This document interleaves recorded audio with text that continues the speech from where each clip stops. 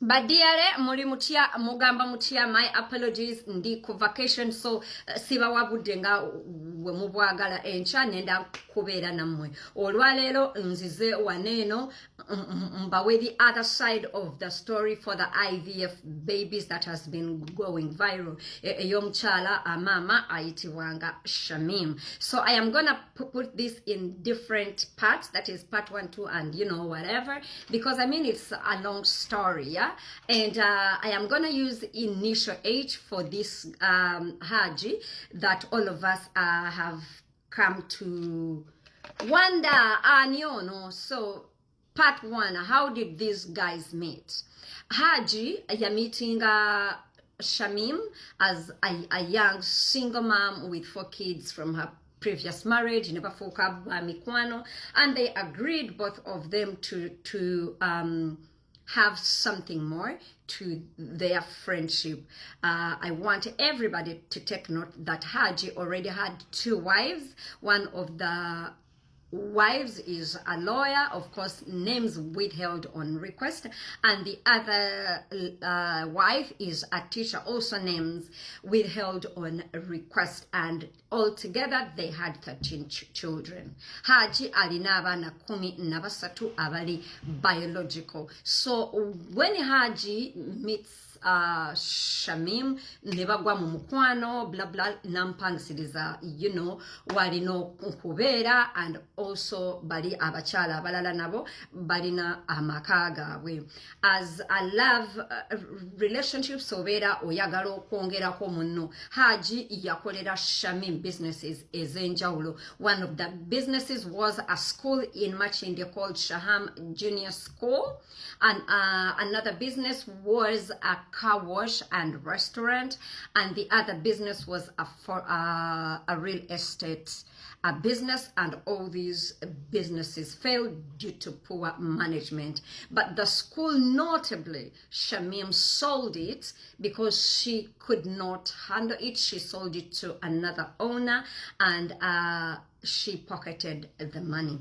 Now, because Hajji already had abachala babiri, Shamim badly wanted a mukolo too, and then Hajji says no, there is no reason why we should do a mukolo, because, you know, yes, I am dating you, but I already have other wives, and unless really there is like a big reason as to why we should officialize this, maybe say like kids. And then Shamim was like, Shamim is like, no, abana bajja kujja biki Hajji namugamba nedda tulindeko. And then Shamim says, already you have 2 wives, like I am looking for something that is gonna echinampa obuzito tuzaale abalongo. Njagala kuzaala balongo. Hajji is like, ewaffe tetuzaala bachi balongo. And then Shamim suggests, no, we can have twins via IVF. There is a way we can have twins, because that is something that I really, really want, like a chinampa obuyinja, you know, muchi mubufumbo buno, you know, like something that is gonna let everybody say, oh, Hajji muchalo no newagenze mukuba mukolo after having 2 other wives. There is a reason, ladies and gentlemen, and that is how the suggestion of the IVF comes into their mind. But notably, contrary to what the lady says, this specific lady suggested IVF because she really wanted to have twins. Please note, Hajji did not mind what kind of baby they have, or babiri, or, you know, multiples. He did not mind, and actually he did not mind being with Shamim oba alina abana or not, because this guy already had 13 children. So ladies and gentlemen, in our part 2, we are gonna start off the journey of IVF, like all of you are, anxiously waiting. So please share this video, tag everybody, and in the next video, how they booked appointments, how they went there, who suggested it, what happened there, did she get pregnant, did she not get pregnant, etc, etc. Ladies and gentlemen, please download this video, save it, and share it with whoever you think actually needs to hear Hajji's side of the story. Like I always say, tovao mkomao namazima. Hi guys, sorry this took long. I am back with Hajji's side of the story about the IV babies part 2. Our live access on my TikTok account was taken down, so live tugenda kugikolera mu backup account. Please look for Dr. Senga as a backup and add it and follow it so that chibera chitokota. So part 2 is here. We stopped at where Hajji allows inti bagende bakole IVF with the sole intention of okuzala abalongo, because what baby wants, baby gets, because this is what baby Shamim wanted, and Hajji wanted to give it to her. Shamim wanted twins because apparently she wanted something that would make her, be like a reason for, muchala mtoi yazenechi namanyi. Yes, so when Hajji agreed, Shamim goes ahead and does her research, and heaven knows why she chose to do IVF outside of Uganda, yet Uganda has very good doctors and hospitals for IVF. By the way, guys, this is a very, very, very important thing to note. Please write this down, that Hajji has never had a vasectomy. Hajji has never had a vasectomy. Hajji has 13 children, two wives, and has never had a vasectomy. But the main reason why they wanted to do an IVF was to have multiple births, or you can call it the twins. So Munangenga Hajati Shamim, the first suggestion Jayaleta yali ya Turkey, because she already had a Turkish visa. I will let you know in the next episode as to how she had the Turkish visas. But then Hajji could not go to Turkey because he had a trip that was coming up in China. So what they did, he went to China, and when he came back, Shamim had already organized and gotten in touch with hospitals, with a specific hospital in India. So fast forward, they processed visas for India, and off they went to India for the first IVF. Spoiler alert, Shamim has once worked for an Indian Forex Bureau in Uganda called Metropolitan Forex Bureau. We shall come back to why I have mentioned this in this specific part later on. So they set off, they go to India, and the IVF takes place, everything is okay, and they come back after a month. When they came back after a month, Hajji told Hajji that she is pregnant. So Hajji, like any, responsible man, because the woman was like, oh, I'm pregnant, having morning sickness and stuff, Hajji, akwata Hajjati, amutwala Eskusaz clinic, I think on Entebbe Road. And guess what? Hajjati was not pregnant.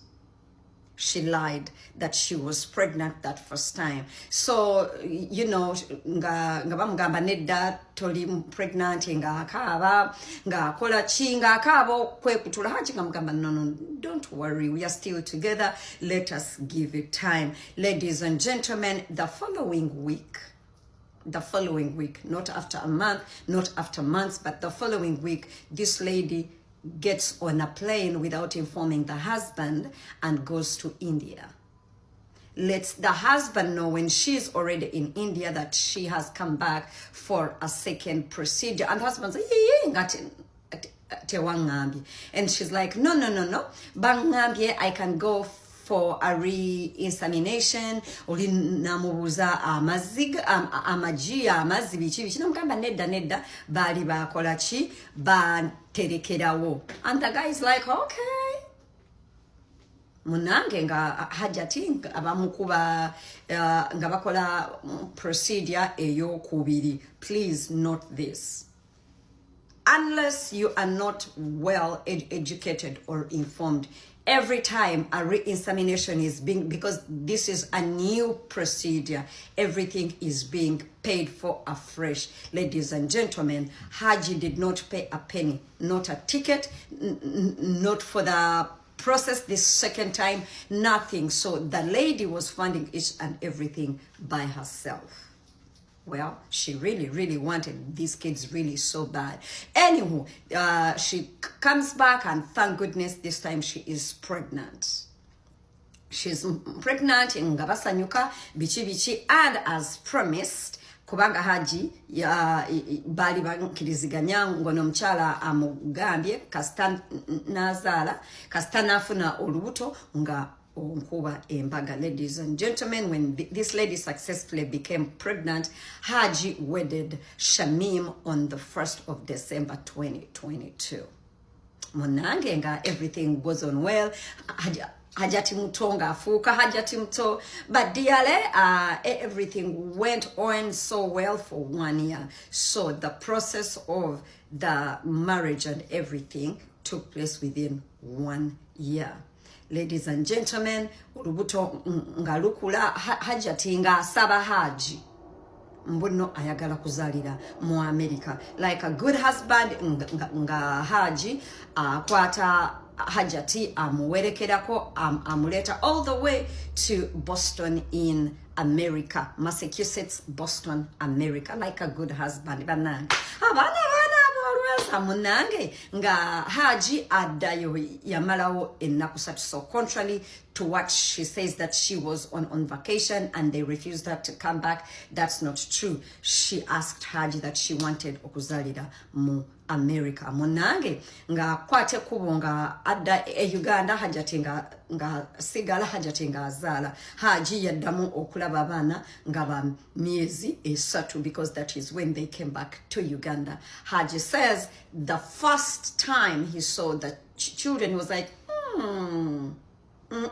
munange nga agambako mama we nga mugamba nedda naawe wali mweru nga ki nga okyali muto. Hajji nga gamba okay. Munange nga Hajjati nga komawo, everything was okay until when things started to change.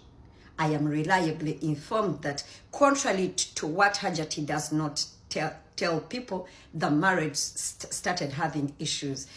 Issues like infidelity from the lady's side. She was making unexplained trips. Now this is where Turkey comes in. Unexplained trips to Turkey, to Dubai, without the husband's consent or knowledge. etc. So the marriage did not go on well. Contrary to what this lady has told people, I am reliably informed. By the way, I have proof to everything that I'm talking about. When Hajji asked for a DNA, the marriage was over already. The marriage was over already. So how the marriage got over already and how Hajjat ended up in the USA now with the children for the second time is, I think, gonna come up in our part 3. Tovao Nkomawo Namazima. Ladies and gentlemen, I have proof to each and everything that I am talking about. However, ebibuzo bye mbalekera in this part to ani yasasulira the second IVF process, because Hajjati, as a woman, she was a stay-home, wife, not working, no money like to afford such an expensive procedure. And why did she not allow the husband to go with her? But then also important to note that according to Hajji, he had not paid for keeping the embryos. So who paid for the sperms and the eggs that were kept like Hajji alleges? Because according to Hajji, he was not paying for them to keep the embryos for him. I will leave you with that, and I will come back with part 3 sooner.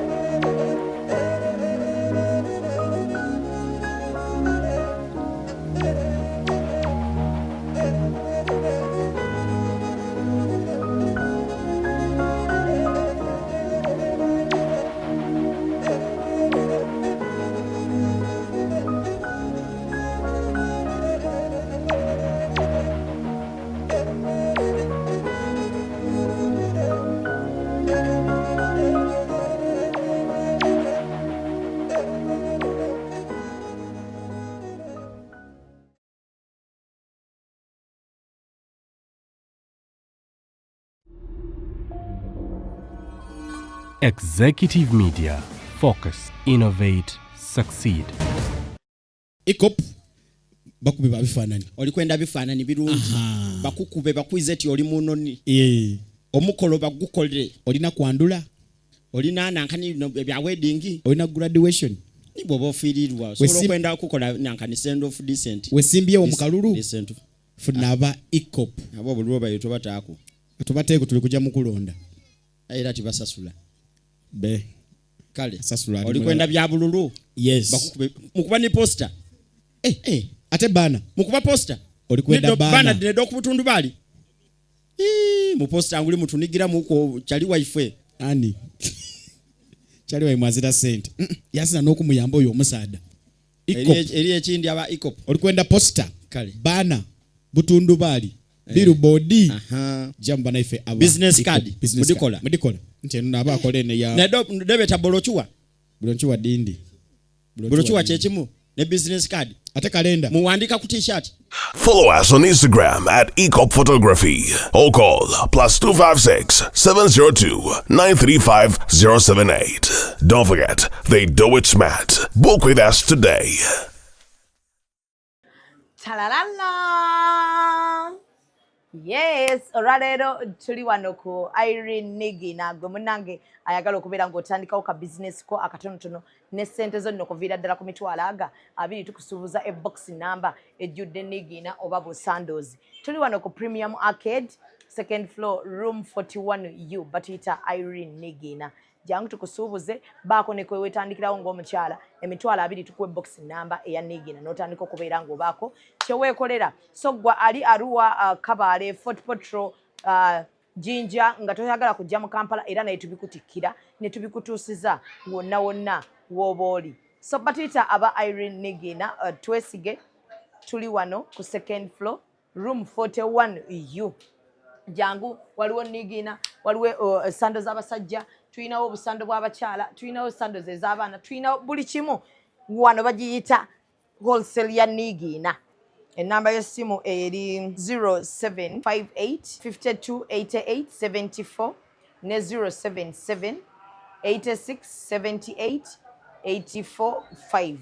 And branding at Print Creations. From custom gift sets to unique promotional items, creative signages and general printing, we've got everything you need to elevate your brand. Visit us at Chum Towers, Suite 70 on Kuruma Road, Lighthouse, Suites D14, D15 and F13. We offer a wide range of stationery supplies, awards and a vintage collection that stands out. Call us today at 0934 893 333 or WhatsApp 0702 683 317. Follow us on Facebook, Instagram and X at Print Creations. Print Creations, where quality, excellence and uniqueness meet.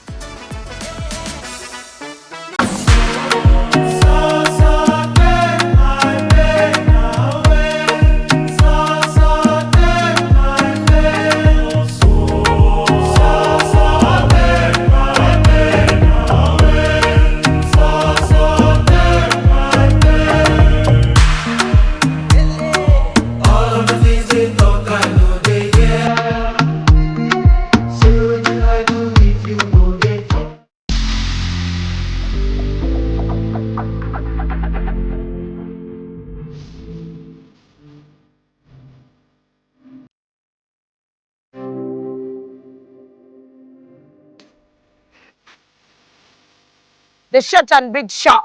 Omumwa gonfukidde omumwa Zubeida. Candle night ogimanyi. Bagita candle night bw'okutte gw'obba. Washuga teyamazanye ku live. Vamo gyekiri. Vamo. Bendera ddala. Omusajja ate nga anaakuswaza ajja kwana black sugar. Abasajja munyiga nga tebabati. N'oyingira n'atakubuuza. Ekibonyaabonya ababooda abasinga. Financial literacy. Oli abeera n'etaano ate nagenda n'akwanamu. Agala mutabani wange wakati w'emyaka alina okuba nga ekyalo akikuttemu ekitundutundu. Anayakola kimpanya n'alagako nno panda nkisi wa muzannyo. Ate kye nayagala ku ttiimu ya Mama Fiina. Sente eziwaayo. Naye tebasaba njawulo. The short and big show. Abantu bajaagalira ddala. We always love you.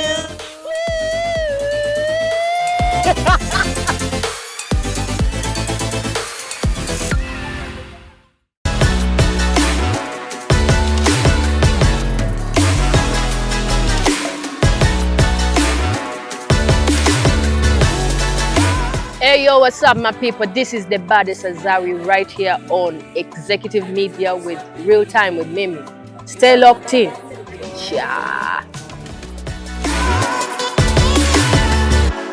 Omuntu azaala naturally banange abasajja batuberere ba mazima. Omuntu ng'azaala naturally. I don't know who can convince that person nti tugende tukole IVF. Kuba gwe wali toyina buzibu bwonna. Naye nawe omusajja bw'oba ozaala lwaki omuntu aba akugamba tugende tukole IVF? By the way. How? Omukazi agamba otya mukole IVF. Mbunze kati baby dakaja in 1 month. Tugende tukole IVF nze njagala abakazi bo kuba challenge. Nanti mbuggo wali oyagala balongo ate nga gambye waabwe tebazaala balongo. Naye ate abalongo gye bali. Ewaabwe, yes. Never triplets gye bali. Para, let's have this baby. Yanegayira Hamza okimanyi naawe nti wanegayirira nnyo okufuna abaana. Let's have this baby, all yes. Babies.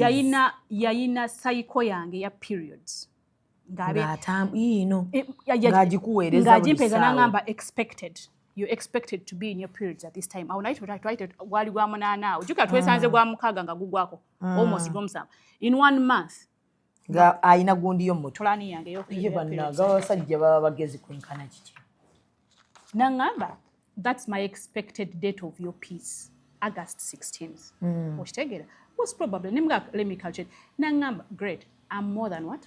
Desperate than you.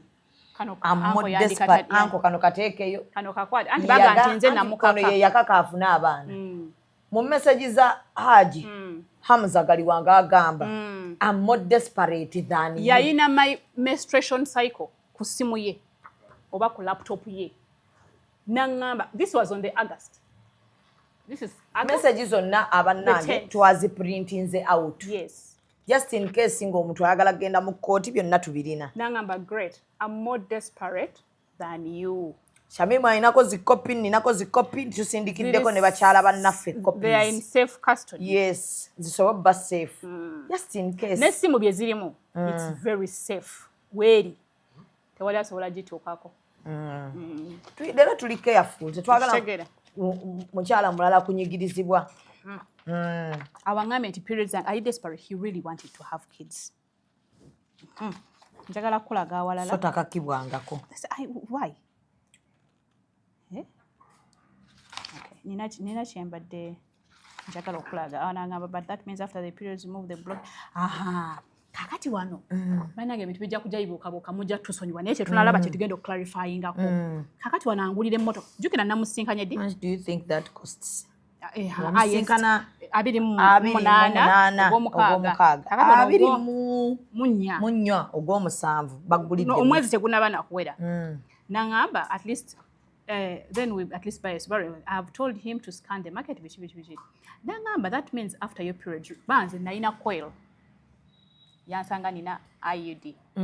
Kati tanaba kungamba nti yakola ki? Vasectomy. Yali ayagala kungezesezaako alawo bansobola okuzaala.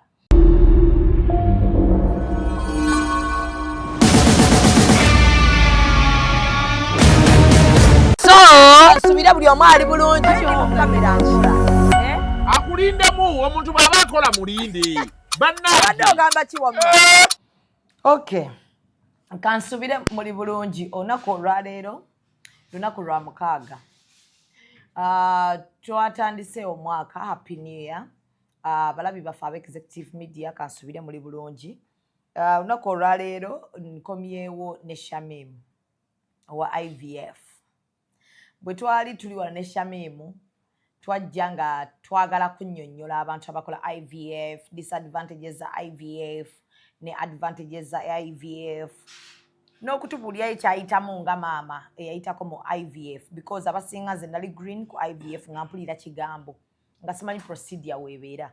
Ne tuvaawo ne tugenda ewa dokita n'atunnyonnyola.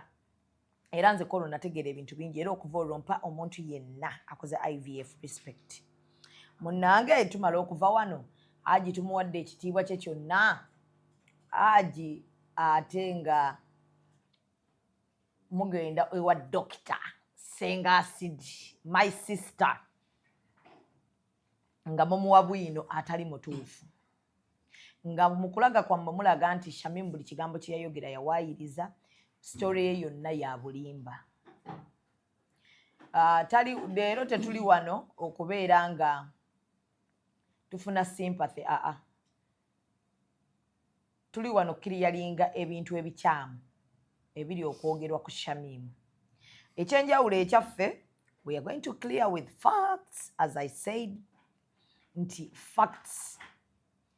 Tugenda tuyina wano notebook eyebyo ebyagambiddwa ebiro ebyayogeddwa Senga Acid nga alaga ekifaananyi ekibi ku Shamim eri abantu. Bino manya ebintu bwe biti ebyaliwo ku Hajji Zuula n'akubibwa okukakkana nga gwe mufudde omubi. Ku Shamim tukigaanye. Tugenda leeta facts, buli we muleeta nga tujja nga tuleeta facts paka. Yes, anasooka withdrawing, but we are not withdrawing this time round. Tugenda kuvaawo paka nga amazima si byakugamba nti tuli mu kweswaza wabula tetwagala Shamim asigale mu kifaananyi nga mulaga nti ye mubi, yajja wano n'awaayiriza omusajja ye mulimba mu ntandikwa. Teyajja wano nga azze kwogera ku bbaawe. N'erinnya ndowooza tewali alimanyi. N'ekifaananyi ky'omusajja teri akirina. Because eyo yali respect. Hajji gy'ataayagadde kukola ki? Kusigaza. So, beyannaku.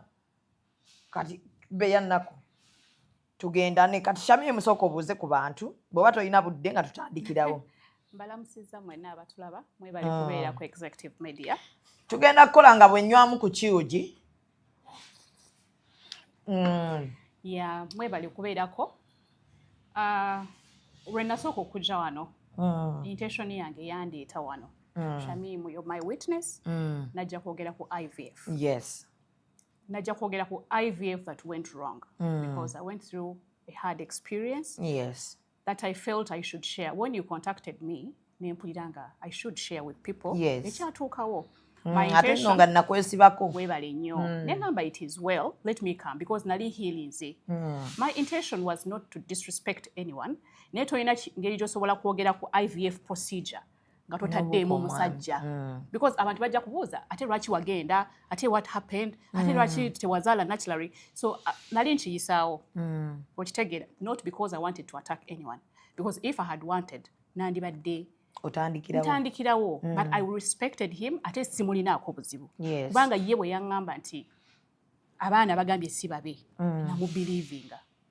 Neŋŋamba nti I think we should now go and see what the problem is. Ne musaba n'okumusaba ne mugamba tugende ku ddwaliro tulabe what went wrong.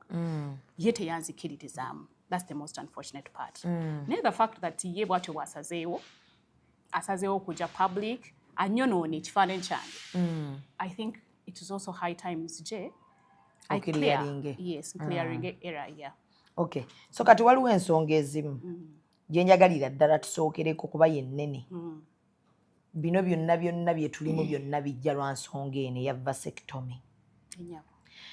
Mu bigambo bya Senga Acid yagambye, Hajji agamba takolangako vasectomy. Kiba kitegeeza Hajji bw'aba agamba nti yakola ku vasectomy yali azaala. Before yali azaala. Era ayina abaana 13. That is what you simanyi. But yakola vasectomy. Era yagikolera Lubaga Hospital.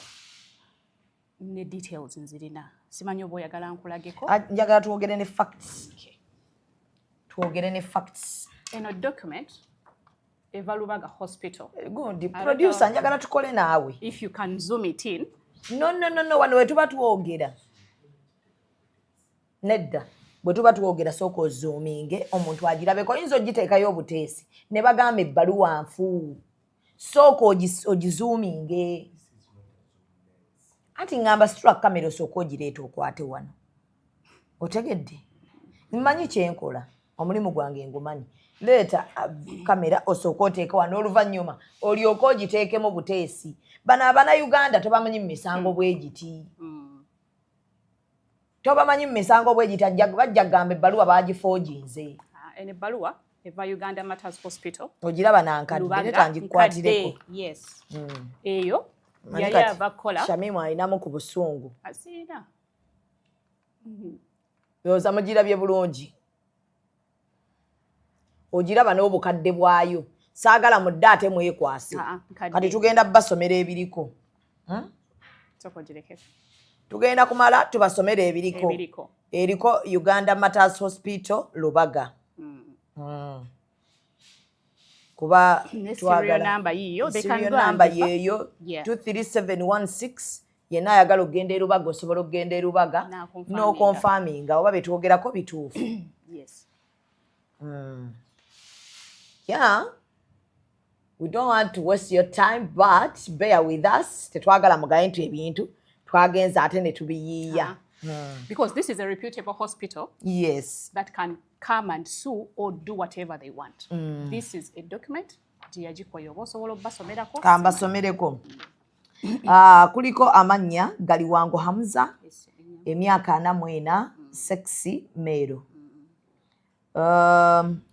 the 17th surgical yali mu ward ya surgical ye ward ne pin number kweri wano PRN number nayo kweri date of admission nga 17 ogw'omukaaga 2022 date of discharge ne bamusibula nga 18 nkeera final diagnosis post vasectomy 4 years ago abatamanyi luzungu akagambo post vasectomy my sister sengasidi kategeeza nti omuntu ayagala kukola ki reversinga vasectomy gye yakola clinical details ne bateekawo a 44-year-old male had a vasectomy 4 years ago came in for vasectomy reversal investigation ziwe ziri management omwaka gwe yakola reversal guba gwa 2022 yakola reversal yali 2022 reversal n'agikola 2018 vasectomy ya 2018 kati reversal n'agikola 2022 after 4 years management vasectomy reversal ne bateekawo wano oba ddagala libaali bamuwadde lya mirundi ng'ena yes ne bamugamba akomewo nga 25 ogw'omukaaga 2022 so eyamukolako doctor bamuyita Dr. Musinguzi yes Lubaga so ekyo ndowooza ne bwe tuba tetutawaanye nnyo mukitegedde nti omukulu yakola vasectomy nadda Lubaga mu gw'omukaaga mu mwaka gwa 2022 n'akola reversal kati mmwe mwefuna mwaka ki kubaawo abantu batwagala twefuna actually in the same month nenze namusinkana ennaku z'omwezi 28 wamusinkana ng'amaze kambuwandiikeko obuntu obwo we shall need evidence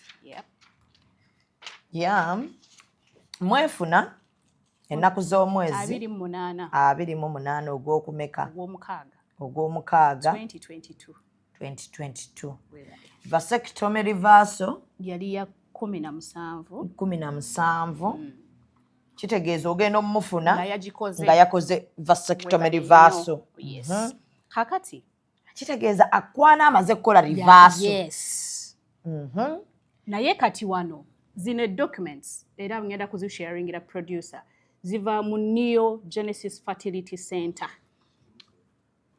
tunuze eno abantu bano obalaba bajja kugamba tubafera this is Neo Genesis I'll find a way of putting it clear for you Neo Genesis onjakala Neo Genesis Fertility Center mwagendayo kukola ki yagendayo okukebera alabe bwatuuse after the reversal spams zijja oba tezijja akebera spams checking spams yes checking spams are they coming or not coming or not that was the first one I'm going to give you the second one ng'agezaako wano tukebera spams oba zijja oba tezijja era endala era yino wano though they are not clear kubanga nali nzikubisa bifaananyi naye nga nja zifuna nazo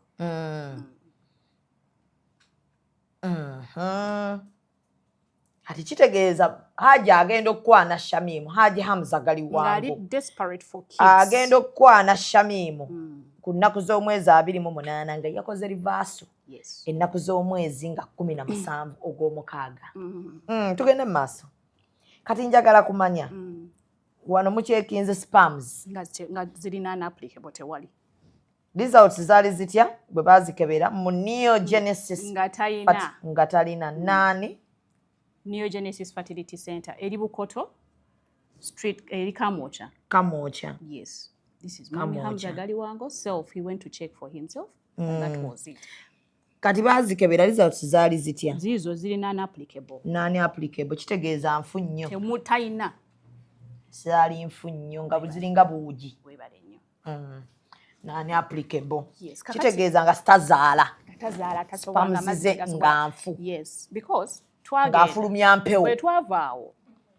Twagenda mu ddwaliro ku case clinic. Nagenda naye.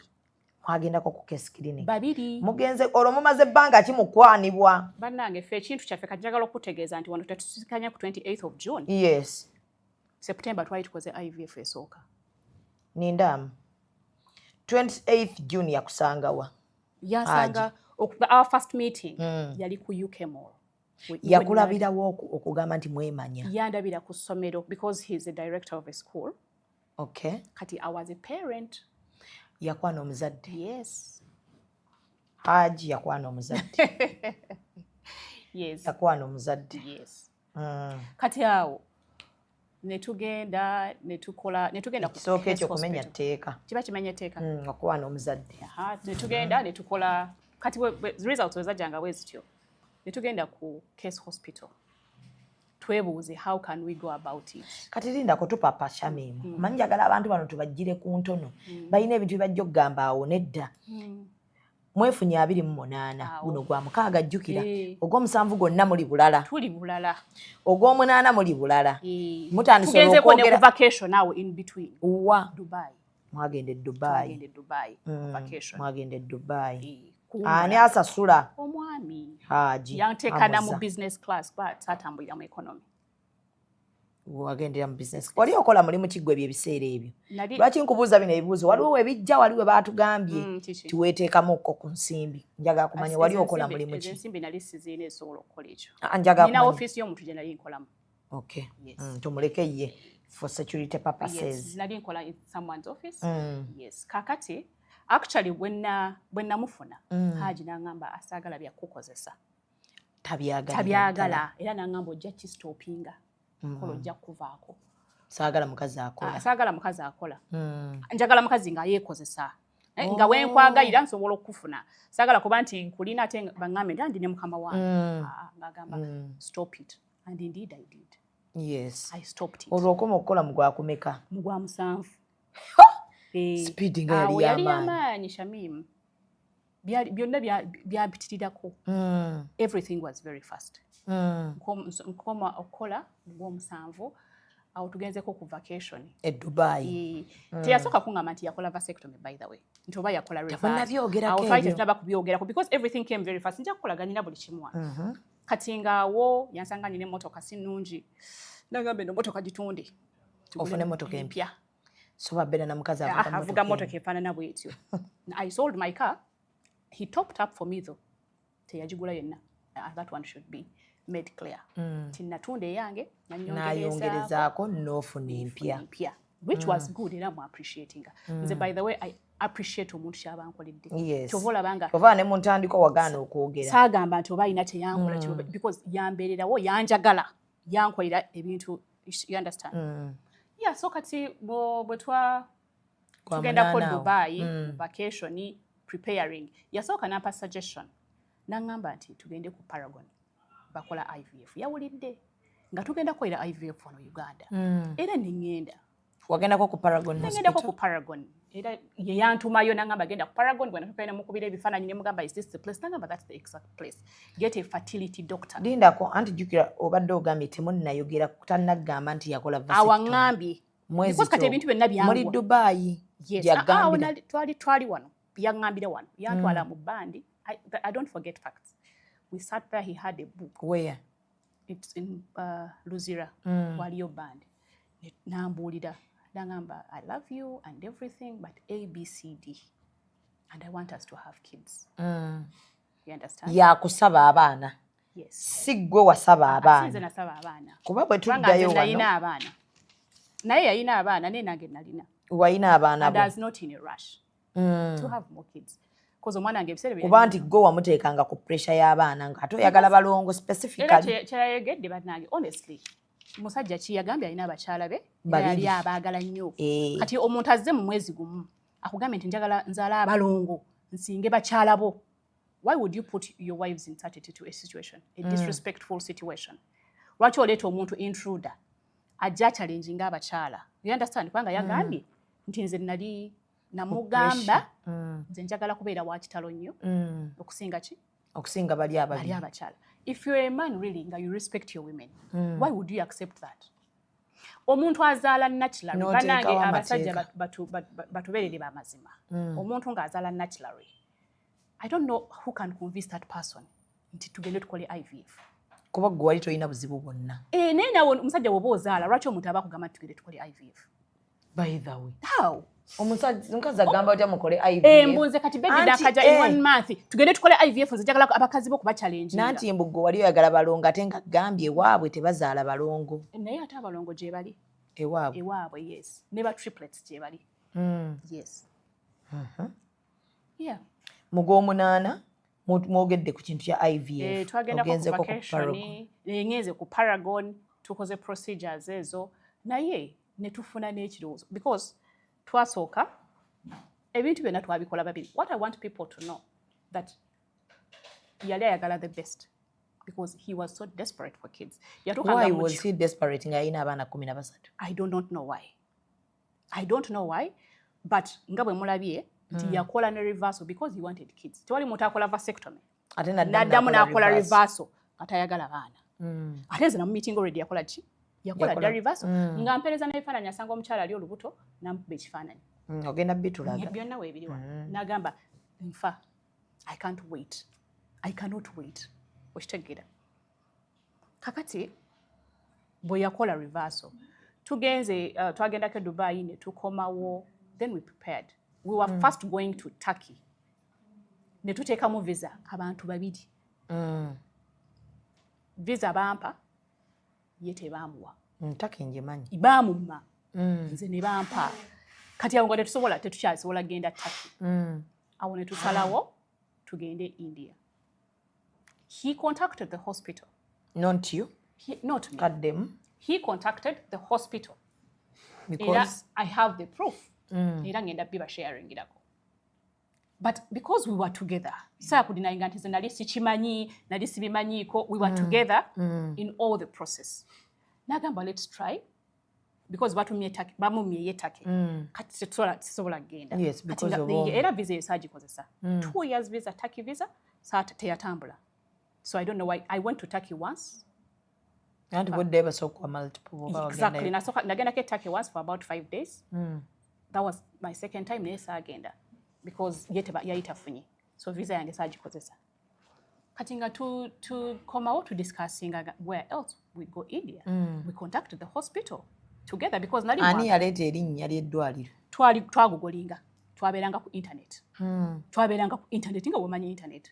Ne tu contacting amasimu ne twasooka be Turkey bwe batumabiza ne tushibako ne tugenda ku India. Ne tu contactinga. So ne tufuna abantu abo be twafuna that hospital ne tuba contactinga babiri. Ne batuwa ne details babiri. Ne batuwa ne invitation babiri. Ushitegeera. Because I also wanted my man.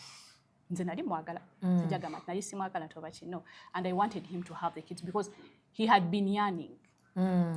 I so desperate to have kids. I did everything. I played along. Our procedure ndoza kati awo tewali buzibu. Awo agamba tewali kizibu ne tugenda ne tufuna IVF ne tukomawo. Kati problem wegira nti the second procedure. No, ko first procedure bagenda okukeberanga walimba. Nga nalimba. Oh, okay. Nga nalimba nti nafuna. You lied about the first pregnancy. That I got pregnant. Newekabya. Nenkaba nnyo. Nga kumbe toli lubuto. Ekituufu saali lubuto. Naye saalimbako. twagenda babiri ku SAS waliwo SAS hospital eri ku Ntebe Road. We went together, they did the tests, it was negative because batugamba ndoza tulina genda kola tests after I think 2 weeks gankomyewo ne tugenda fenna ne batutestinga nga tetuli lubuto era fenna kyatuluma okitegeera era message kankolage wano message ogenda zimpaake ngenda zikuweereza tuzikolemu ka video nga katambula bwe kati buli ayagala waba stopping. I think that's what it's going to be. Wo stopping nga wosoma mu kubanga tetwagala atugamba waako ntono tulinde part 3 Hajji gyaweereza tukomyewo obujulizi this time round girl child tagenda kuwayirizibwa. Yes. So tugenda saamulimba konti ndi lubuto era bw'aba akirinako obujulizi akireete soko zisomemu kaawo baba nyingi ngamba zino za first pregnancy awo mumaze otutegeera. October. Okay, let me first read for you. Wano October wano nali nzizeeyo. Okay, kamba n'okukoddirako wano kanso obanso okay because bingi nyinza be mistaking. Nenda njagala tusomeko okwo ku bino kati mumaze muteesa okukola gundi ey'okubiri oba we watya. Yes, tuteesa okukola ey'okubiri. Njagala kutandikira wano on the 9th we twakola pregnancy test era teyali nnungi fenna twali devastated. Yes. Era on the 10th nankubira nampeereza message muntu nnyo wa text era neebaza Allah nti muntu nnyo wa WhatsApp wanalibadde sirina bujulizi nampeereza nti good morning babe, I'm glad you are alive. Alhamdulillah. Nemugamba alhamdulillah I'm alive. Like you said, it's not the end of the world. That's what he told me. Nangamba exactly 100%. Okay, kati awo nemusaba whatever I was asking for him, settling in. Ambuza, what are you doing? Nemugamba, I'm settling in. We'll go to the salon and bucket or whatever. Kakati, okay, on the 10th, Nangamba, if I were you, I would wait till our last confirmatory test on Thursday. Because batugamba today, batugamba tutuli pregnant, nene bagamba we can go back. Muddemu tukebere. Naye nga nze bimaze okuntaba namugamba nangamba if I were you I would wait for our confirmatory test on Thursday morning. I have a feeling something is going to change. Like those docs, we are so sure the last time I went there. Just keep taking your what? The medicine. Okay. Kati ekyo kiri awo. Nampeereza wano nga 10. The same day, nampeereza another distant cousin yazadde triplets. Chokaba nange. Oshitegeera. Nemugamba, you will have them. Inshallah. Second phase, there will be not anyone pestering you for sex. Yes. Kitegeeza first yakupestaringa ne sex. Yes. Najjamu olubuto. Nangamba, I thought about it. That is wrong. Walaba agambye wano nti he is guilty because he did it very fast. Offense number 2. Offense number 2 you were pestered. Yeah. Kakati wano 11th because bagambye netwala nzika. Yes, okay. Newesasulira. Kati ambuza, alone for a week. Ambuza, will you sleep in Radisson Blue or Hyatt again? Because the hotel ze twasulamu bwe twagenda the first time. Yes, twasulamu Radisson Blue kubanga yali wala ne dwaliro ne tuvaayo. No gamba, no Radisson is far. Hyatt is nearer. I was thinking that I'll be kati wano mugamba. I was here thinking what I will tell the immigration guys when they ask me. Because India, batawanyanya abaddugavu. Batawanyanya abaddugavu era ku airport yabo kuyitawo balowooza Abanigeria bayise enjaga biki. Nemugamba, I was thinking about that. Nangamba, but this time we can explore an apartment or Airbnb so that you can cook. Kubanga emmere yatutawanya. Emmere y'abayindi yatutawanya. Kati nemugamba, that would be the best. I can take my food. Okay, kati ngamba nti because wana nali mubuze ku cha immigration nangamba ekyo nakyo kiri awo. You want to go with someone else or you want to do a solitary mission? Kati wano siwe bagambira nti wamugano genda wadduka nagenda tategedde wadduka yamanya olieri tuse. Okay, wadduka walinya without informing Hajji when you're going to India. Of October tuli mukwogera ku program eddayo ebazaayo gwokubiri yabuuza oba yandyagadde kugenda n'omuntu. Okay, agadde kugenda n'omuntu nangamba I'm still treating my heartbreak Okitegera? I need you to cancel me. Olwa lubuto luli okubanga akyali yayita mu kizibu ky'amaanyi kati nze nalina okukola ki ate omugumya. Yes, because it is here, you need to cancel me. Ne mugamba, I wish I could travel with you tomorrow. Kakati wano wasaba n'omusaba, I wish. Yes, I wish I could travel with you. Kati wano mu forwardingira kino because na contacting eddwaliro. This is the Gaudium IVF. Gaudium IVF. Kanono. Kano anko ogenda keetaaga, Shamim agenda kakuwa. Era ekipapula kiraga nti Shamim Hamza. Bampeereza eddagala lye nalina okutandikako nga nkyali Uganda. So that by the time I go, because now everything was olomubazo bakubira nti bannange gundi eganye. Nangamba oli serious kyoliko okyagala. Ne mugamba, I want to make you happy. I wanted to make him happy because that's what he wanted. Okitegeera. Kati wano mulaga kye baŋŋambye nti baweereza eddagala ntandike eddagala biki process egende mu maaso. We are on the same date, so the kyoliko ne mugamba, I want to make you happy. Okay, kati ngamba nali njagala ssente, nali mu town nga nina byenkola, at once I want to run these errands, the money. Nangamba, okay, received, thank you baby.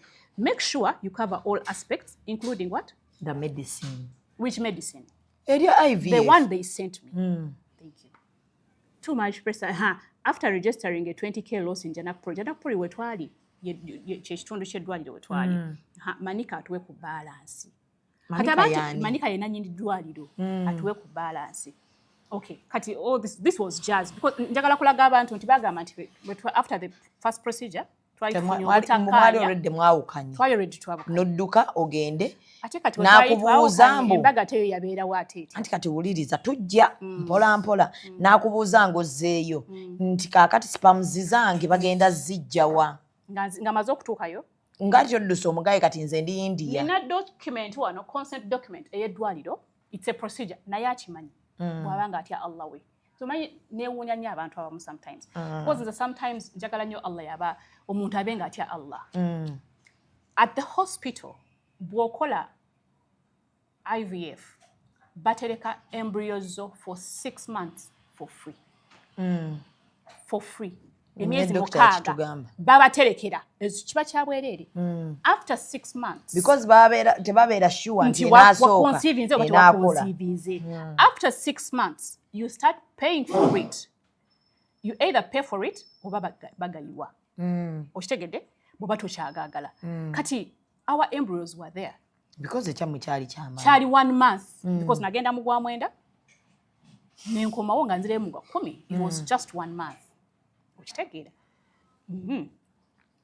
Kati okay. Wano good morning nyabo kati wano agent wa forward tickets. Atiro tukoira. Good morning nyabo, I'm sketching my program. Simanya going to meet with you. Nemugamba, good morning. I forwarded the details to boss. He hasn't confirmed yet. I'll let you know when he does what? On what air ticket? What ticket he visa. But remind him of flights being full, that fares hike Indians nyo. Okitegeera. Mpeereza omwami wange. Muweereza mulaga nti omwami ampeereza ki? Era kaakano wano. Nakamusharingira. Olike yampa. Naka screenshot.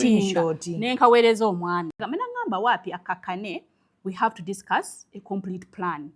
It's not about air ticket only. We need to see full picture. Accommodation, hospital and food. Okitegeera. So kati agamba gotanyumya naye ngo wawadduka obuddusi. Yes, kati hospital yali ategeeza ki? Dwaliro. Kusasula ki? Because yali agamba sente onaleke ku papa, alina okuntegekera wengenda okusula, kyengenda okulya, n'ebirala ebigenderako. Okitegedde? Kakati tiketi nampeereza sente. I've received the money. Thank you, babe. Thank you, babe. Nemugamba you're welcome. Namuweereza kanangamba nga tebiri clear. Nemuweereza send the original PDF. Nenjiweereza. Good. So 18th you can kati nga mukubo olwali nemugamba nga 18 ogenda kusula ewange because yeeyitanga C1, C2, C3. Co-wife 1, co-wife 2, co-wife 3. Go at C3. Yeah, nemugamba nti on the 18th you sleep at C3 so that you can take her early to the airport. So mu bintu byamwe by'obujja nabyo byalimu amanya. Yes. kati yampereza sente nali mu salon nangamba how did you buy the dollars ng'oli mu salon ne mugamba asked for the rate and gave him the equivalent in Uganda shillings kati awo ne twogera ebirala okay kati awo ono market here bamwita Nancy naye we India I suspect you'll need 14 days alert Sam is the agent mugambe nti ayongeremuko ku ticket ne mugamba nti actually I would have left you would have left India after confirming the what? That pregnancy. The second pregnancy. But then what will you be doing there? Swallowing pills? Will you just be there swallowing pills until you confirm? You understand? Kakati wano yeyampereza bino. Eno ye hotel gye nasula mbwe nagende India. Bagita President Hotel. Sagenda muzirize yali angambye nangamba that is the money. Ne mugamba it is fair. You'll need to book early. He's the one who sent me this, not me. He's the one who checked for the hotel and he's the one who did what? Who looked for the hotel. Nangamba, you need to do what? To book early. You wait for my mega program. It's coming. You'll find it after India. This was on the 14th. All these conversations were on the 14th. Kati mugamba, welcome salam, babe. Did you book? Mzee muboza nimuga, did you book at President? Nangamba, it's you to book. Me, I'm always checking the rates. Ye chechali cha sent. Nzenga nkola gwachi. Gwa kubookinga ne mugamba booking ze ne sente zezo ze bali bagenda to charginga. Nangamba te you book 18th or tuka 19th. So how do you tell me that he didn't know about it? Ndi bamukakabo kasira ikuwadduka. Kati awangamba. You have on the 14th Riyampa as a ticket. Nangamba, you have extra what? 500k from yesterday's 4am. That was for the ticket that he gave me. To use for trip shopping of any essentials that you will need. Namudukako. Those are Kobana Kotuka confirm is a Jomku Tebam Duka Kobali Mon Jogerezeganya. Kakati wano ye akampereza. Wano ya contacting Edward himself. Can you please send me the contact of Dr. Priyanka? Dr. Priyanka is the doctor who was working on us. We did IVF, but it wasn't what? Successful. Ono hamu ya kampadde kano. Sorry to hear that, sir. We are not allowed to share such information. I can get you connected to Dr. Mansi Shalma. Nangamba, okay, I have Dr. Mansi's contact. Thanks again. Kano. Ka screenshot. Yayogera n'eddwaliro akansharingira kyebakoze eki kyebamugambye kati angamba atya nti nagenda simubuulidde because I don't have all that money. Nangamba, so on the 15th angamba, tomorrow you start packing.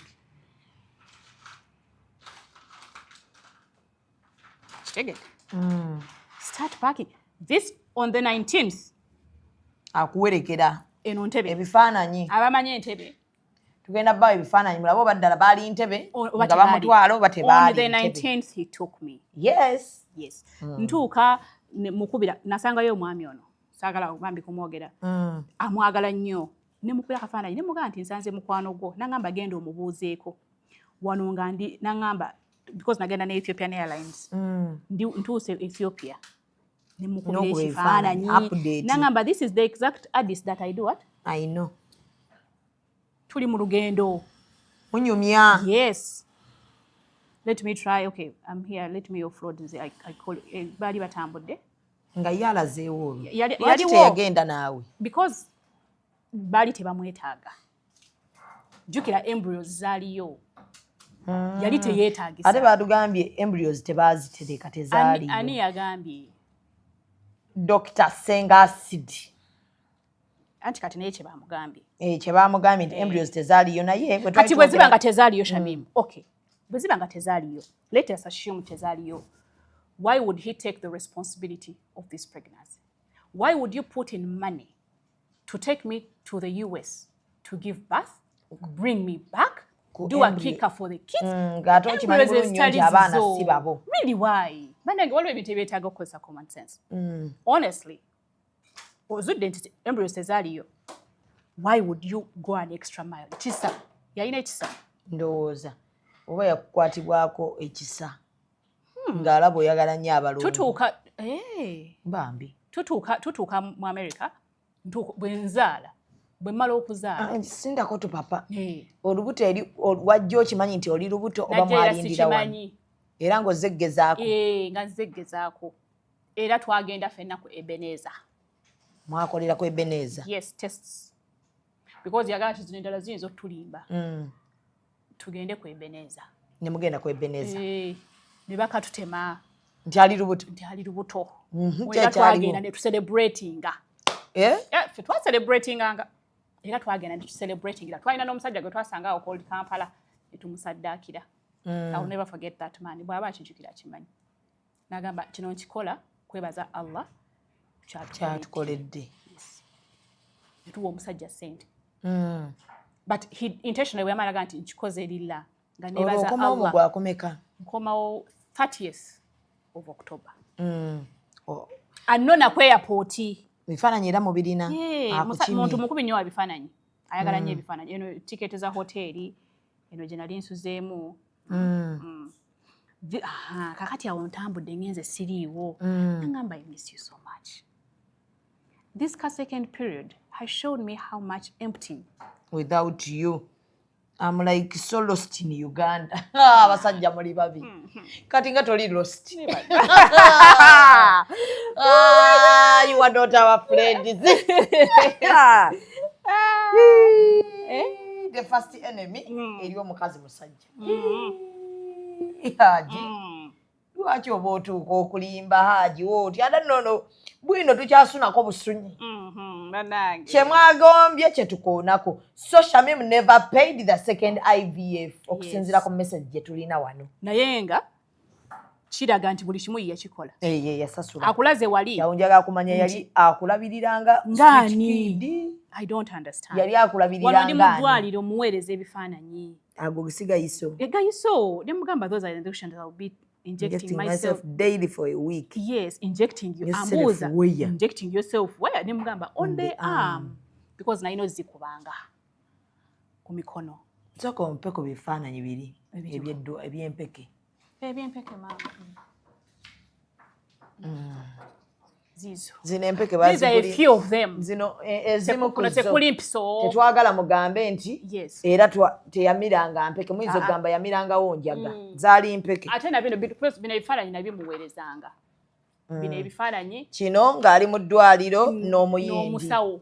Omuyindi. Baali babiweereza ye. Twabiweereza mwami. Leero tetwagala gawo kyayo ndikuwayirizibwa.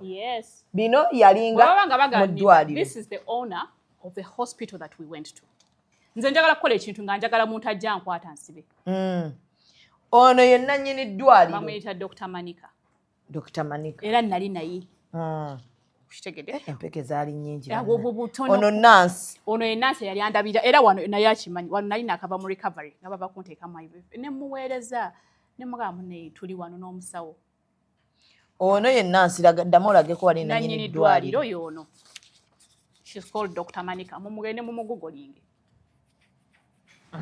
Zino z'empeke. Entono ku zo ze yalingamira. Is just kati ate no second oba first simanyi nakumanya because zaali bbiri ne ziika. Kyenjagala clarifying n'abantu. This document, this is the hospital Belgium IVF. Yes. You know, consent document gye baatuwa. It's a very big document, but eriko. Okay, if you want to capture this. So eriko nze Shamim nani? Gali wangu Hamza. Webale nnyo. Mwabadde mwagala bwino. Mujja kumufuna. Kyayagala gamba nti tuli incompetent. It's a very big document, nga bw'ogiraba, but he signed on each page. Nga bw'olaba wano. He signed, I signed. He signed and signed. This document shows the year agamba Yakola vasectomy. Naye nga buli kimu kiraga nti after he did a vasectomy. Spams ne zifa. Thank you. Bwe tuba tulimba ajja oli waddembe. Ali waddembe okujja naye n'aleeta obujulizi. Naawe n'oleeta obujulizi. Nekera osindika ababaka. Zino messages. Ziraga buli kimu. Message twaziprintinze out. Zonna kuva gye baava paka. Kuva gye twava mpaka. Wetuli. Actually wano. Wano because we are rushing. Nali mugamba. Tuleme kurashinga. We have the time. We have the time. Angamba.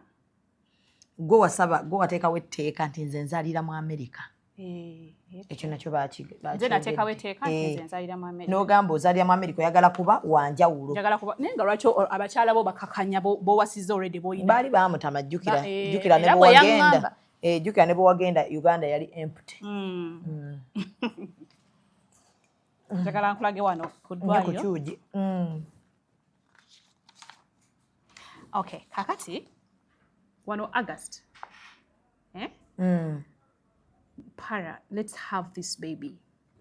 Yanegayira Hamza okimanyi naawe nti wanegayirira nnyo okufuna abaana. Let's have this baby, all babies. Yayina cycle yange ya periods. Ngajikuweereza buli mpega ngamba expected. You're expected to be in your periods at this time. Awo naye twali gwali gwa munaana. Ojjukira twesanze gwa mukaaga nga gugwako. Almost gwomusamba. In 1 month. Nga ayina gundi yo muto. Plani yange y'okuyibana abasajja baba bagezi kwenkana kiki. Nangamba, that's my expected date of your peace. August 16th. Okitegera? Most probably. Let me calculate. Nangamba, great. I'm more than what? Desperate than you. I'm more desperate. Anko kano kateekeyo. Kano kakwata. Anti baga nti nze namukaka. Ye yakaka afuna abaana. Mu message za Hajji. Hamza gali wanga agamba. I'm more desperate than you. Yayina my menstruation cycle ku simu ye. Oba ku laptop ye. Nangamba, this was on the August. This is August. Messages onna abanange twazi printing ze out. Yes. Just in case ngo omuntu ayagala genda mu court byonna tubirina. Nangamba, great. I'm more desperate than you. Shamim ayinako zikopi ninako zikopi tusindikiddeko ne bakyala bannaffe copies. They are in safe custody. Yes, zisobola safe. Just in case. Nesimu bye zirimu. It's very safe. Weri. Tewali asobola gituukako. Lero tuli careful. Tetwagala mukyala mulala kunyigirizibwa. Awangame nti periods are desperate. He really wanted to have kids. Njagala kulaga awalala. So takakibwangako. Why? Okay. Nina kyembadde njagala okulaga. Anangamba, but that means after the periods remove the block. Kakati wano. Banage ebintu bijja kujja ibuukabuuka mujja tusonyiwa naye kye tunalaba kye tugenda okclarifyingako.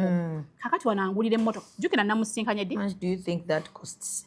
Musinkana 28 ogw'omukaaga ogw'omusanvu baggulidde omwezi tegunaba nakuwera. Nangamba at least then we at least buy a Subaru. I've told him to scan the market biki. Nangamba, that means after your period banze nalina coil. Yansanga nina IUD. Kati tannaba kuŋŋamba nti yakola ki? Vasectomy. Yali ayagala kungezesezaako alabo bansobola okuzaala omusajja oyo. He hadn't told me. Nangamba, but that means after the period remove the blockage. The IUD cause what? I want to buy the car with accountability to take my pregnancy for antenatal care. This is within less than a month. Gwe bakaka. Ngamba ye gwe bakaka. Gwe bakaka okuzaala abaana. Wano nga tanaba kuŋŋamba naye nga alina okugula emmotoka amaking sure nti etwala emmotoka bagigula ku twala lubuto ku antenatal. Yo gwe bakaka. This is less than a month. Yes. Because we made yeyo. Okitegedde? Bane musajja yanvuga speed. Naye nze nasituse ne ndowooza nenga nti yali ayagala kungezesezaako. Alaba oba yaterera okuzaala. But yalina abakyala. But that's bad. Bad. It's very bad. Nze, my intention was not to blackmail anyone. Ne kasitana yazadde. Kasitana yazadde. So, waliwo ebintu ebiri mayina naye omulaba twesibye ku vasectomy nkulu nnyo kubanga ebintu byonna binako bibadde byetooloolera. Teyakola vasectomy. American suggestion ani yaleeta ekirowoozo ky'okugwa okuzaalira mu America. Njagala kuweereza wano kye ndi mu kukebera wano. This was the second. Njagala kubikulaga wano. Kino bakiyita bwino tetukyayagala kukola kintu kyonna ne mugamba. Nga ate yakola bwa. Ono inki tutambula naye kati. Because namugamba. Ate ono mutono. Wajjoba n'agamba oba wamwekwanira. Nabyo nga tuleeta ebirala. Yayogerera bakazi be. Byonna tubirina. We are not a joking subject. Kakati wano mu December of 2022 ano nakasazemu ne muga nti babe, I think it's hard to achieve the USA. I think America will be hard to achieve because remember it's not one baby pregnancy. That means it will show very fast, like at 5 months I'll be so big and I don't want to leave you for a longer period. Bambi omwagala otyo mulekawo. Yes, kakati ngamugamba sagala. I didn't want to go to the US for your information. I told him ngangezako sagala kumugamba sagala, but mugamba nti naye olutugenda kubalukuze. Of course that time visa za America ngokuja applying okujifuna kinza n'okutwalira omwaka and we did not have the time. Nemugamba why can't we leave it tukikola olulala. Okitegeera kakati wano olaba n'omukyala here saying what? Yasanga omukazi ali mugula bintu byali lubuto. Ndoza yena nyini. I'm seeing a pregnant woman here. N'omugamba what the fuck. Nga what the fuck. Okitegeera. Abantu abawulereza abasajja olumu mulinde mufune amazima. Waliwo Mpapula zange zengenda okulaga. Biri mu simu. Njagala kulaga ani yakola suggestion y'okukola ki? Y'okugenda mu America. Y'okugenda mu America. Kyenjagala okukakasa abantu nti tewali gwe bawaayiriza wano. Tewali na obwo obudde tebwaliwo. Hajji bino byonna gw'obireese. Kakati yayogeddeko ku ky'essomero. Eyo mbadde nyala tujjayo naye tuba tusogendayo tugendewo. Nawo because tetugenda kufuna bintu nga byorganized. Nayo katuhiigeyo. Yagambye bakolera business wazindaba. 3 ebbiri za Farapoa management. Essomero kyenjagalira nalitunda. Walitunda. Okay. Ndi lubuto awo. January ndi lubuto ndi week. Essomero lyo balikuwa. Essomero twalitandika babiri. Nga baliyita Shaham. Mugase n'amanya. Shamim twali bulala. Shamim Hamuza. Shaham. Mujoga. Kakati namugamba nti about Shaham yali yakingambako nemugamba about Shaham. I'm suggesting we keep it and get a good headmistress to manage it. That time I will be away. Do you think we are late for registration with the authorities? Akugambye atya? I have already set up appointment with the lady this afternoon. She's called Nalubega Madina. Me, I'm set to give it away. We concentrate on the kids. No mubuuza, are you going to sell it to her? Nagamba tamuli. Reimbursements. Nga you didn't, you hadn't told me about it. First 2 terms rent, reimbursement, 3rd term equipment. Webale nnyo. Nemugamba yetundire essomero li. Bannange, ddamu osome ekintu ky'essomero. Kino wano wakulu. Dr. Sengasidi yagambye ebigambo ebyamugambiddwa nti ono yatunda essomero lye baamuwa. Shaham. Ne bajja wano omwami omukyalo ono Shamim yaweereza message n'amugamba babe about Shaham. I'm suggesting we keep it and just get a good headmistress to manage it. The time I'll be away. Do you think we are late for registration with the authorities? Don't you think? Omukulu n'agamba I have already set up an appointment with the lady this afternoon. She's called Nalubega Madina. Me, I'm set to give it away. We concentrate on the kids.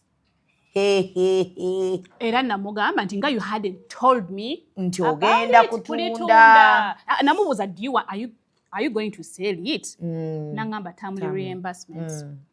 I never sold the school. Bwe yaŋŋamba era namugamba nti I guess I will not go back. Era saddamu kumanya. Essomero we liri n'omukyala yaligula waali. Mukwano gwe nze simumanyi simulabanga nako oyo Madina.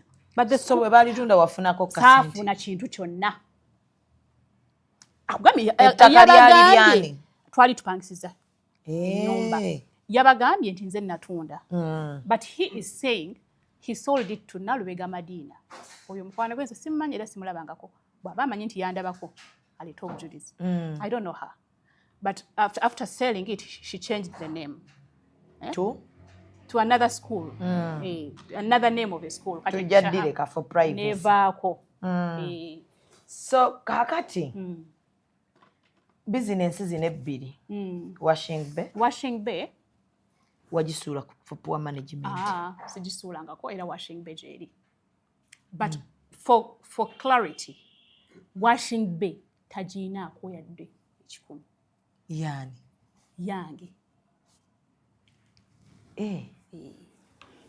so leka kugenda ng'olimba abantu Hajji Hamza yagikolera wagyekolera tagiinaako yadde kalandi ndoza ne wennapangisiza teyaliiwo yampa omwami oyo because nze mpa credit where it is due mu washing bay yampa $1.5 million nga mugambye siina pampu nazo ngenda kuzikolaga ne mugamba ne sente zimpeddeko I don't have a pump abaana bw'ozaala abaana mu America oluusi sometimes oyinza okufunayo kasente so that is the money that I got for the kids nze natandikisa washing bay kitegere tampangako sente tantandikirangako washing bay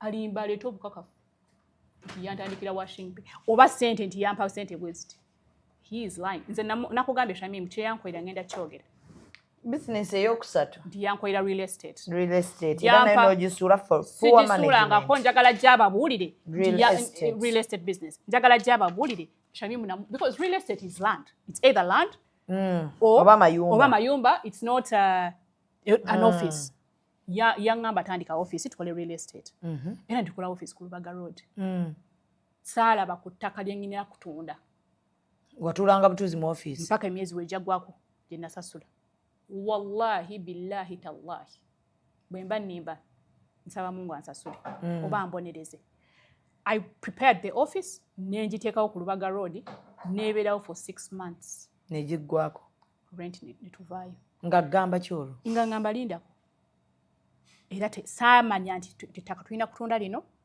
era nga mugane mugaba nange we are paying rent and we're not getting anything out of it nangamba wait saalabako ku ttaka if he is bw'aba ngamba nti alina ettaka lyeyampa alireeta litulage yes so ne real estate tewali saagirabako buli kimu abadde akikola bwakyusa sirabangako ku ttaka era bw'abanga ayogera mazima agambe nti ettaka ligiwa gye nakuwa n'otunda ne likulema because actually how do you poorly manage a real estate does not it can't fail ettaka libeerawo ennyumba zibeerawo otunda ggulanda so how do you say that I poorly manage singa abadde agamba nti watunda ennyumba n'ozirya ne bataddamu ggulanda kyandibadde kiri understandable naye wabagamba nti poorly managed nga saalabako ku ttaka ate ettaka ne olibanga weeriri libeerawo ye yandilitunze n'akola ki n'alifunamu siina ttaka lye linalindabyeko kati ezo ekya business nakyo kiri clear ndowooza ekya business nti yazisuula nakyo tukikiriyalinze essomero yali etundira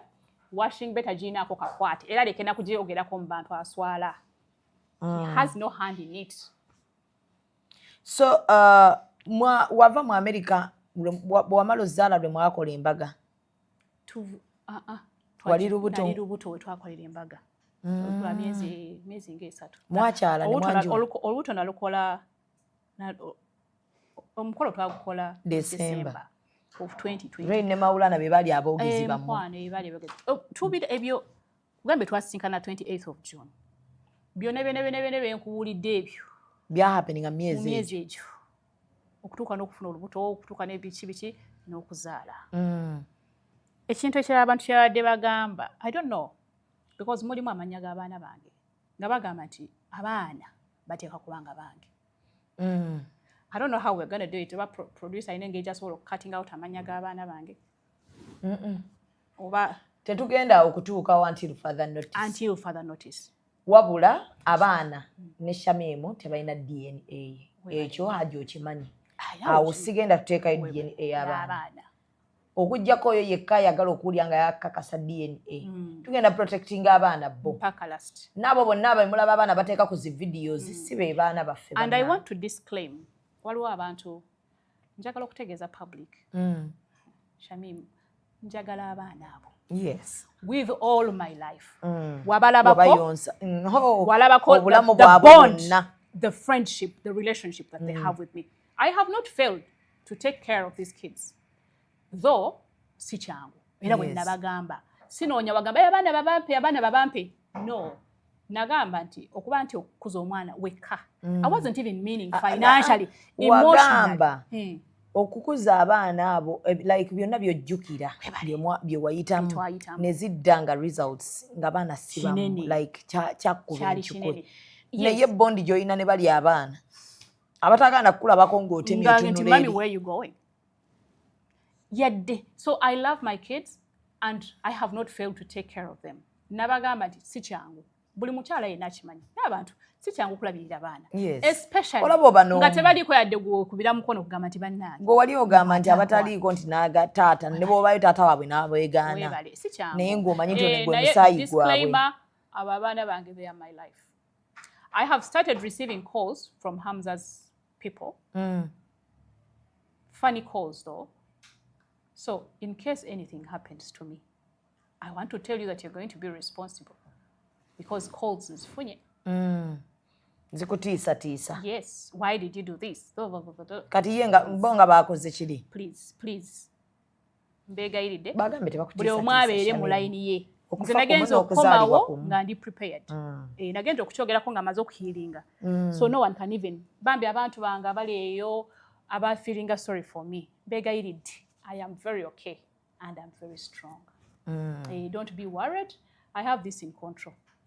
ate ne Allah bw'aba yategeka ekintu kyobula nga nze n'ekintu ky'abaana bwe kyajja nakkiriza naye nga akadala Allah bw'atyo bwageze I'll have to move on with my kids so nothing can happen nga Allah tayagadde so ekyo kyo kyensinga okukola ki okwesigulirako so embaga yakolebwa ne muva waliwo wali we bagambidde oba oli eri oweereza ebifaananyi by'abaana omusajja abikwata abitwalira ku maama we maama we abiraba agamba nedda maama we bwe yabiraba ng'agamba nti naawe wali mweru maama agamba naye wali mweru biki kati mbe omusajja we bitandikira byonna anti kyembuuza kitegeeza ogenda okukomawo ng'omusajja already atandise okugira kati bw'abanga bw'atyo bwe yakikola era ngenda kubaweereza wano documents bweza tubazadde yakomawo n'atunona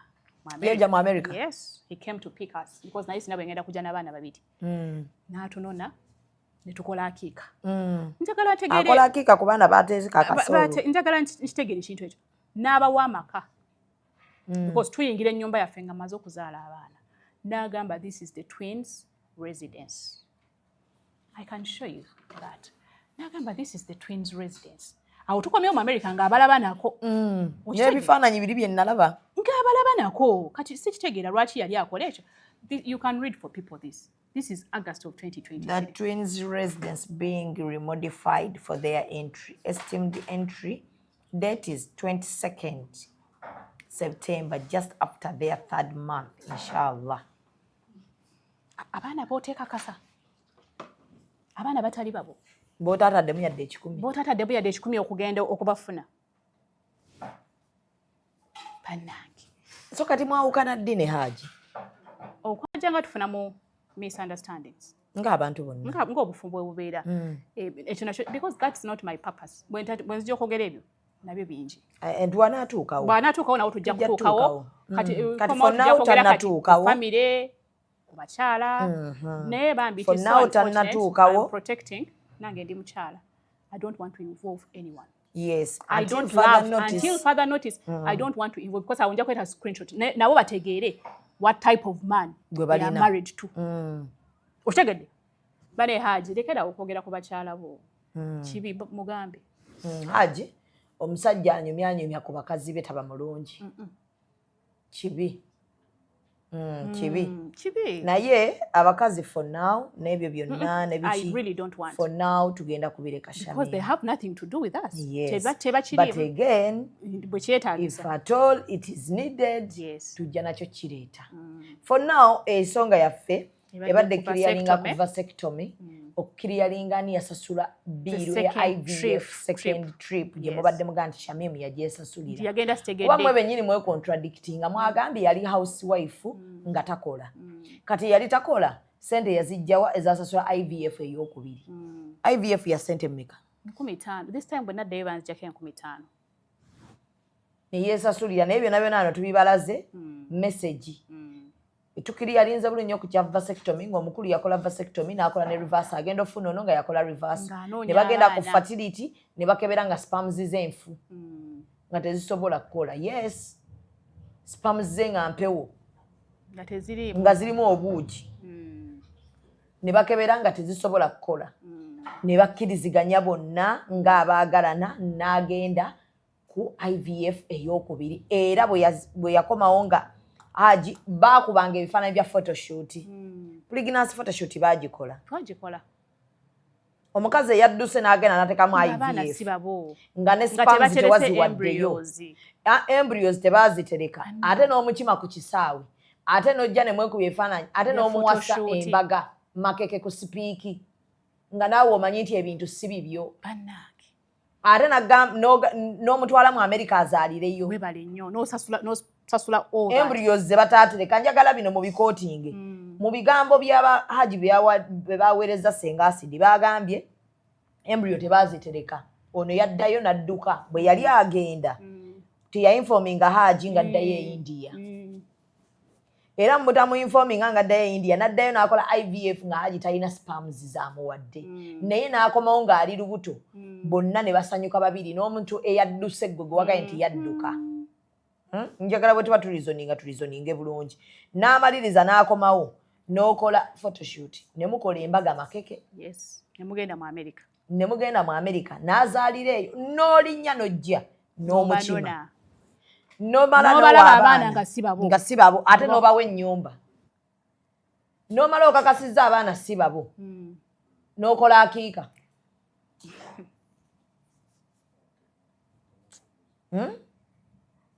gwe atakolangako atakolangako vasectomy reverse wali ogenze kukola yaki lubaga bwebe eyagala esobola tusuwinga ejje we are okay bwe tubanga kino ekiwandiiko tuyinza okuba nga twakifoojinze okitegedde saagala bantu mulowooze omuntu okuba ne tax visa nange nina tax visa ebeera kuba nawuliraga nja kubagamba lwaki abeera ne tax visa nange embeera ne tax visas for your information nafuna tax visa yasooka nagenda for about 5 days by the way yansanga ntambula nali ntambudde Schengen agenda okumiitinga nali nva Italy ennaku ngezi nga 2 nze sigenda nko wantu nemalayo ennaku 10 nze my hobby is traveling era omuntu akimanyi kyobola nga bwe yanfuna nali nakava Italy nga tugendeke Dubai for vacation nze ategeddewo bizzo yes ebyokutambula byenkolera my travel history yasanga nnungi so waliwo kino ekintu kyakuba yakolako Metropolitan Forex teri atakolangako kujjako nga omumunenya okuba nti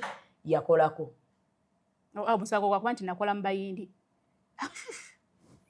kati I think so ndowooza ko nti wakola mubayindi kati kyebadde baagala okugatta okutyako kyenjagala okclearinga ekyokuba nti nayenda oba saayenda si kikulu the fact because singa nayenda abaana bandibadde bange bandibadde mugatta DNA biologically bandibadde babe so kati ebyo that is kati ekyo twakire tetugenda kunnyonnyola abasiru bangi ndabira ddala nga tuyamba malira Metropolitan ate yayenda ate biki because bwe tubanga abaana tebaali ba Hajji Hamza then bandibadde bono thank you nga nayenda bandibadde babe so ekyali kyatuleeta ano mu ntandikwa kulaga engeri IVF gyesobola okugendamu nga nfu gwali eyayinza okukola IVF nti bingi nnyo byosobola okubeerawo n'osuubira ne bitajja nti bw'oba walabawo ku story ya Shamim kyekyali kyatuleeta wano nti omuntu ali yakoze IVF kino singa kirijja ne kikugwako igwe n'omwami wo temwawukana mugende musuwinge ki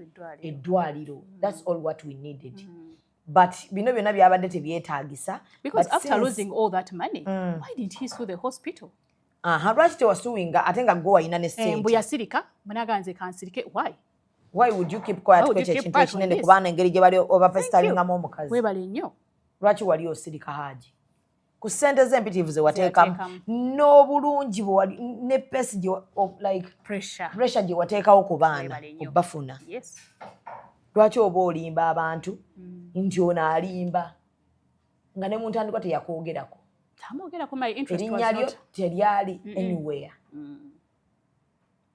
but Shamim yaleka ebintu ebyo kuba nze namugamba mpaye ku bifaananyi by'embaga n'abinnyima nagamba kuba Shamim si kyekyampisizza wano ne bwe twagenda ku ddwaliro baali specific nga bannyonnyola omuntu oyo owa IVF lwakuba Bannayuganda naddala abakazi muli green ate temwagala kukkiriza nti mulina amaalo ku bintu ebimu mulina amaalo tosobola kukkiriza temumanyi nti IVF esobola okugoyinga wrong temumanyi nti basobola zino cases gye ziri mugende musome ate maama abeera atya nga tali biologically n'abaana ate n'abanga yayenda then mubaako ekikyamu ate taata gwe bayendako ate n'afacilitate nga buli kimu ng'akimanyi n'okimanya nti abaana abajja ku nsisi bange n'oteekamu n'embaga n'etiketi n'abaana ne bamala ozzaalibwa era ne baddayo n'ogwokubiri kuba results za DNA ezigenda okujja ezasooka ezize nga muli mu kugenda si kyekyo mu America era owa abaana bagende mu America bazaalibweyo bafune obutuuze bw'omu America bw'omanyi nti si babo waliwo njagala kukubuuza oba ono y'omu ku bajjamu waliwo omukazi ali okwo ku intaneti mweru ndabanga akumanya ennyo nalowoozezza nti oba mujjawo ono omu ku bajjamu naye bajjamu ababiri obamanyi sitegeeza onaleka anoonya following then yalabye story yakubuukira naye n'amaka gafumbirwamu g'abantu bange mikwano gyange ng'abaswaza ebintu byeyekolaakola ku intaneti okwo ebyekisiru so ndowooza for now we have cleared files weziri whoever needs something ekitali cleared for now buli kimu kye mwayogedde tumaze okikiriyalinga kati tulinze part 3 waliwo ekibuzeeyo but just in case nga waliwo ekize part 3 batugee waliyo part 3 katulinde part 3 tulabe ebinaabaamu ate tuleete tetugenda vuma muntu yenna twagala clearinga ku buli kyemuleeta nti yabba kino nga tuleeta ate yabba yeekwanira omusajja yavumako bajjabe nti sirina lunaku lwonna lwenayogerako nabo sirina so ndowoozawo si wabi ate ebyo by the way ate kati ebyo byagendamu tebyetaagisa ensonga yaffe yabadde ku baana nga tugamba nti kale engeri gye mwakiyitamu babiri mwandibeddewo ne muyimuka mwembi ne mugenda ne musuuwinga eddwaliro babiri ne mudda ne mukuza abaana bammwe because sisuubira nti Hajji ku busente zaalina ne ku busiraamu bwaliko talinayo baana baalabirya nga si babe kati ate baana bammwe bemwali muyonseza noyonsa bataddemu ne ssente ate n'ensonga teyali awo twali twagala kulaga abantu kuba IVF wano kati bagikolera ddala nti munnange enkya bw'okiraba ojjukirayo Shamim oba munoonyeeko mugabe wakiyitamu otya that was the essence naye bwe mubanga mwabadde mwagala kulaga ate bubi bwa Shamim tetujja kubaganya tekigenda ky'okusoboka we are here to give you facts in a very good calm way kati tubasuniddeko ku ebyo amazima agamu aga vasectomy go tetubalwisizayo tugaba wadde n'agagenda for the second procedure message bwe muba muzaaga tusozikolamu ka video katambule producer ebifaananyi nga bamuwerekera okugenda Entebbe ku IVF ey'okubiri byo biteekeyo yes so katubeerekereze tubalinde mutuwe part 3 today ate tulambulule ku part 3 musiibe bulungi mweraba Hajji salamu alaikum